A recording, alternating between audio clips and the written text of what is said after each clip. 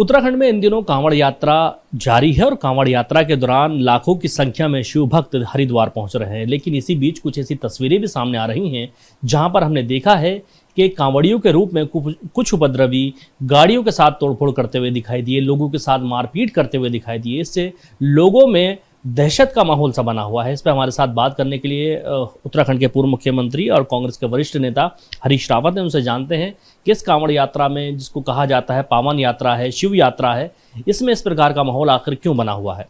रावत जी, आपने वीडियोस देखे, शिव यात्रा कहें या फिर कांवड़ यात्रा कहें, एक पावन यात्रा थी, धार्मिक यात्रा थी और उसको बड़े अच्छे स्वरूप में चलाया जाता था। सावन की जो ये कांवड़ यात्रा है, ये भगवान शिव को समर्पित है और शिव उदार हैं। शिव जो है सबके हैं और आज के जो शिव भक्त कांवड़ वाले हैं, कहीं किसी की छू जा रहा है तो कांवड़ खंडित हो जा रही है। अरे भगवान शिव से तो भुजंग सर्प भी लिपटे रहते हैं। सर्प का मतलब है बुराइयां भी लिपट करके भगवान शिव को दूषित नहीं कर सकती हैं। तो उनकी कांवड़ को किसी के छू लेने से, खंडित होने से, सड़कों में मारपीट करना, उदंडता करना, और अब तो किसी चश्मे वाले की दुकान तोड़ दी, उसके साथ उदंडता करना। कोई ज़रा सा किसी कांवड़ी को कोई बात पसंद ना आए तो उसके साथ उदंडता करने में उलझ जाना। तो ये जो इस तरीके की चीज़ें हो रही हैं, ये बहुत चिंताजनक प्रवृत्तियाँ हैं। और मैं, क्योंकि शिव यात्रा जो कांवड़ यात्रा है, ये पवित्र यात्रा है, मैं इसको प्रणाम करता हूँ, कांवड़ियों को भी प्रणाम करता हूँ, इस परंपरा को भी प्रणाम करता हूँ। लेकिन अपने साधु संत महात्माओं विद्वानों से प्रार्थना करता हूँ, जो एक धार्मिक कट्टरता के नाम पर उदंडता आ रही है, इस उदंडता से जो है कांवड़ को भी बचाइए, हिंदू समाज को भी बचाइए। उनसे मैं प्रार्थना करना चाहता हूँ जो कुछ हो रहा है।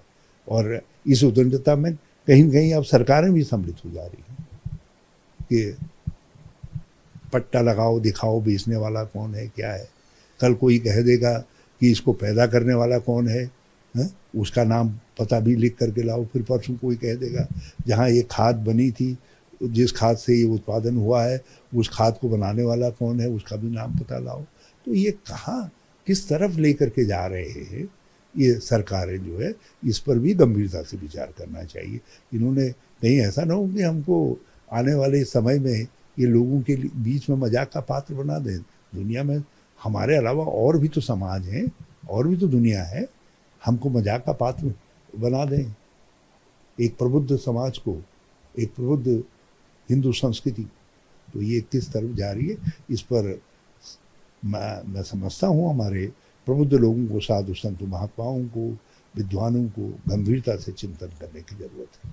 आज सुप्रीम कोर्ट ने दोनों ही राज्यों को से जवाब मांगा है। जो QR कोड लगाने की बात की गई थी दुकानों पर, लोगों की पहचान उजागर करने की निजता का हनन बताते हुए जवाब मांगा है।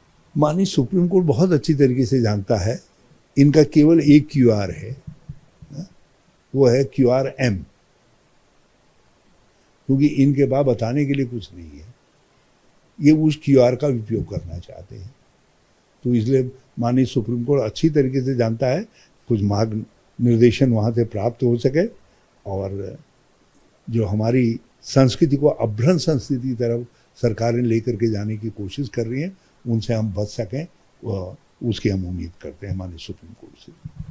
हमारे साथ बात करने के लिए हरीश रावत जी थे, जिन्होंने कांवड़ यात्रा में जिस तरह से लगातार लोगों के साथ मारपीट या जिस तरह से लगातार कांवड़ियों के वीडियो सामने आ रहे हैं, उस पर सवाल खड़े किए हैं। सीधे तौर पर उन्होंने संत समाज से भी अपील की है कि इस प्रकार की जो कट्टरता इस यात्रा में देखने को मिल रही है, उसे ख़त्म करने में कदम आगे बढ़ाएं। राज्य सरकारों पर भी सवाल उठाए हैं, क्योंकि राज्य सरकारों के द्वारा जिस तरह से छूट दे दी जाती है, उसको लेकर के भी गंभीर सवाल खड़े किए हैं।